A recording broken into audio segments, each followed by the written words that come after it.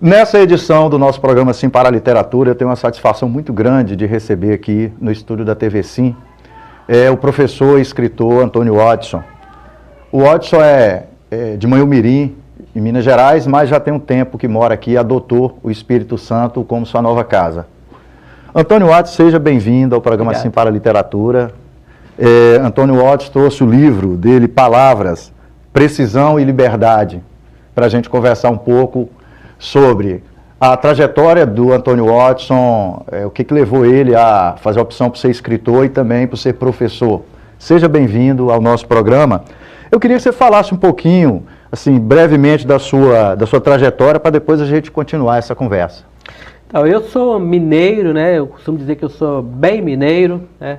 Mineiro de Manhuaçu. A minha família é daquela região ali, da região do leste de Minas, ali já pegando uma parte da Zona da Mata. Então eu cresci nessa região. Comecei a minha vida de leitura bem criança ainda, bem jovem. Eu me lembro que nos trabalhos da escola, eu era convidado para fazer as declamações lá fora, naquele antigo momento cívico, né, da escola. Eu fazia poesia, fazia as redações, naquele tempo eu chamava de composição, né. Os meus textos também, naquele tempo, já eram bem recebidos pela professora, pelos colegas. Meu primeiro presente, primeiro livro que eu de presente, eu tinha estava chegando aos 10 anos de idade, meu pai me presenteou com uma obra do Olavo Bilac, uma antologia poética do Olavo Bilac. Aí eu me apaixonei pela poesia, comecei a escrever os primeiros versos, primeiras quadrinhas, né, de poesia, e fui pela vida. Lia tudo que eu tinha pela frente. Tudo que eu encontrava eu lia, a revista, jornal. Eu me lembro que às vezes eu ia no mercado e alguma coisa vinha embrulhada no jornal, eu ia lendo aquele jornal até em casa.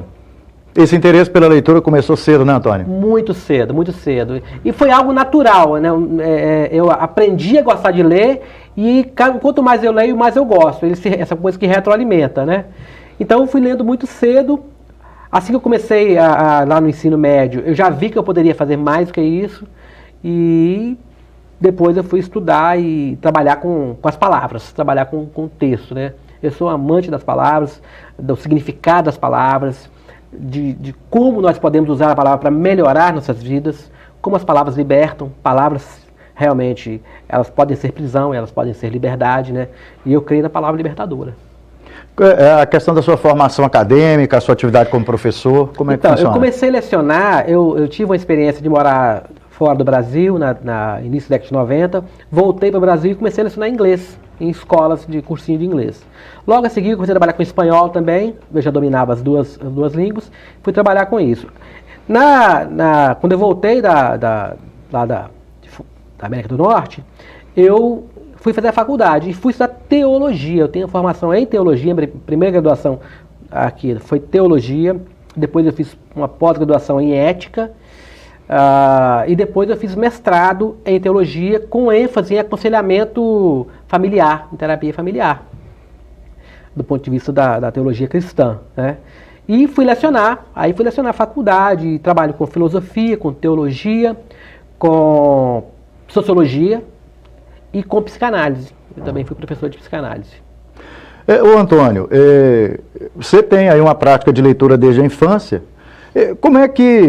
Qual a influência que a sua prática de leitura exerceu na sua escolha pela escrita? Eu diria que totalmente, né? Eu estou dizendo o seguinte, quanto mais eu leio, mais eu gosto de ler. E quando a gente vai lendo, a leitura que ela faz com você, ela te liberta, ela te coloca em outro mundo, em outro espaço, ela aumenta o seu universo vocabular, você começa a conhecer palavras, você fala, poxa, o que significa? Será que eu posso usar essa palavra no meu texto? E você começa a melhorar o seu próprio texto, você se corrige o tempo todo, você fala, essa palavra ela escreve assim ou assim, contém com acento agudo ou com acento circunflexo, espera aí, e agora, singular ou plural, como é que eu faço a concordância? Isso vai ajudando a gente, e você vai vendo o seu texto e ele vai ficando mais limpo, mais enxuto, e ele vai comunicando melhor, né? Por exemplo, quando eu li uma obra do Tolstói, eu li Guerra e Paz, Eu fui vendo como... Que é um dos clássicos da literatura mundial. Que é um né? dos grandes clássicos da literatura mundial. Um cara fantástico, né? Um filósofo, um sociólogo, um linguista, né? Então, o Tolstói, o que ele faz? Ele pega aquele livro lá, é um romance, uma novela fantástica, né? E ele usa ali, ele faz um uso do russo, do francês e do inglês na obra dele. Como é que ele faz isso? Ele tinha que ter conhecimento, não somente da cultura russa, não somente daquele momento de guerra, né, do século XVIII, mas também desses idiomas. Então, tudo que ele leu, tudo que ele conhecia de filosofia, da cultura, de antropologia, de linguística, dos idiomas, ele usa esse romance. Eu acredito que o escritor ele faz isso. A gente vai fazer esse apanhado desse conhecimento e nós reproduzimos quando nós escrevemos. Nós temos o projeto Prazer da Leitura aqui em Linhares e região, e o programa Sim para a Literatura, que a gente está iniciando a segunda temporada, agora em 2017. E nós trabalhamos em 3 frentes, essencialmente. Estimular a leitura no ambiente familiar, estimular a leitura no ambiente da escola e contribuir para que o livro chegue o mais próximo possível das pessoas. Como é que você percebe isso? É fantástico, esse projeto é fantástico, a gente conversou sobre ele já, né, ali atrás e tudo, acho fantástico. Nós precisamos criar maneiras para que as pessoas leiam mais. O exemplo que eu dou é muito simples. Quando meu filho nasceu, ele ganhou de presente um Novo Testamento de bebê, ele era colorido, ele era de cor azul assim. É lógico que um bebê não vai ler aquele livro ali. Só que o primeiro presente que ele ganhou foi o Novo Testamento. Entendeu? Que alguém lá, um tio lá deu para ele. Né? Foi um livro. E eu digo exatamente isso. Tudo é leitura. Que seja... se você gosta de ler a Bíblia, então leia a Bíblia. Né? Leia o gibi. Né? Outra história da criança ainda é aquele livrinho de brincar na banheira. Que vem alguns desenhos, algumas letrinhas, vem o A, ele começa vendo o A, o E, o I ali na banheira. E no momento lúdico ali. No momento lúdico, né? Ele vai aprendendo, ele vai assimilando, vai gostando. E o que se pode esperar de uma pessoa que começa a brincar com as palavras? O Rubem Alves disse, né, que as palavras são brinquedos, né? Então a gente faz isso, né? A gente brinca com as palavras. As crianças começam assim, no futuro ela vai ter menos dificuldade, ela vai ter os desafios serão menores quando ela começar a ler. Agora eu tenho que ler um livro técnico da minha área, do curso, da faculdade, do direito, da administração, do marketing, qualquer que seja a área, né? Ela vai ter menos dificuldade, porque ela já tem contato, o contato com o livro, com o papel, com as páginas, e hoje em dia também, né, com a literatura eletrônica também, hoje é um grande avanço. Como professor, como é que você tem percebido a questão da leitura na escola? Os alunos, os professores, qual a sua percepção, Antônio? As pessoas leem pouco, estão lendo pouco, poderiam ler muito mais, e elas teriam muito mais ao ler. Existe um padrão, existe um padrão de comportamento. Se meus alunos, por exemplo, perguntavam assim, eles iam à minha biblioteca pessoal e falavam assim, professor, o senhor já leu todos esses livros? Já. Eu não tinha um livro na minha biblioteca que eu não tivesse lido. E isso era uma coisa minha. Porque eu sabia que essa pergunta seria feita. Eu sei disso. Entendeu? Então assim, e ele falava assim, poxa, eu quero isso. Eu quero ler os meus livros. E eu quero ter mais livros. Eu quero comprar mais livros. Então eu creio que existe um padrão, um modelo. Quando você modela o seu aluno, ele vai ler mais. E o seu colega de trabalho também. Pergunta, o que você está fazendo? Estou lendo um livro. O que você está fazendo? Eu estou fazendo isso ou aquilo.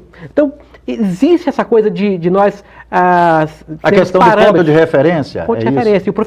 E o professor é uma referência. Ele é uma referência dentro de sala de aula, ele é referência no pátio, ele é referência nas reuniões, ele é referência no momento da descontração, do lanche, na do vida social lá fora. Na vida social lá fora. Olha o meu professor. Aí você vê o seu professor, como é que ele está? Com um livro na mão, entendeu? Meu professor passa com um livro na mão. Então isso é fantástico. É uma referência assim. Eu tive grandes modelos, né, na minha vida para ser assim, para ver essa coisa da leitura e gostava. Antônio, agradecendo, aproveitando esses momentos finais aqui desse encontro nosso, eu queria que você falasse um pouco do seu livro para o nosso telespectador. Então, Palavras, Prisão e Liberdade. Esse livro foi lançado pela editora Assis, agora em outubro de 2016. Ilustrações de Rita Peripato. É um conjunto, são 23 crônicas. Essas crônicas eu trabalho questões existenciais, medo, solidão, alegria, relacionamento, saúde, Natal, Ano Novo. festas comuns da cultura, e eu pego esses temas e trabalho esses temas a partir de uma lição existencial. Então, eu conto uma história, eu faço um apanhado para ilustrar, e a partir dessa ilustração eu faço o enredo, o texto, e faço uma aplicação pessoal. Mas eu costumo dizer o seguinte, que a aplicação ela é minha, o texto ele é livre. Então, na sua leitura, quando você tiver contato com esse texto, você vai fazer a sua aplicação, vai ser do seu jeito. Leia para você, não leia para o Antônio, não leia para o Pereira, não leia para o professor, leia para você. Quando você lê, você vai encontrar aqui um apontamento, uma dica, uma ideia, um conselho. E aí você vai saber como você vai usar esse material. Antônio, quero agradecer você pela disponibilidade que você teve de vir de Aracruz, né? Aqui perto de Linhares, onde você está morando atualmente, e vir nos prestigiar aqui com esse bate-papo interessantíssimo aqui no programa Sim para a Literatura. Obrigado, Pereira. Obrigado aos leitores. Só dizendo que o livro está disponível, você pode ter contato comigo através das redes sociais, também Mercado Livre, e na Editora Assis também, no site da Editora Assis você tem acesso a esse livro hoje. Ok. Tá bom? Obrigado. Estamos encerrando mais essa edição do nosso programa Sim para a Literatura. Para fazer contato com o nosso programa, envie um e-mail para o simparaliteratura@gmail.com. Para ter acesso às edições da primeira temporada do nosso programa, acesse o nosso canal do YouTube, Sim para a Literatura /YouTube. Muito obrigado.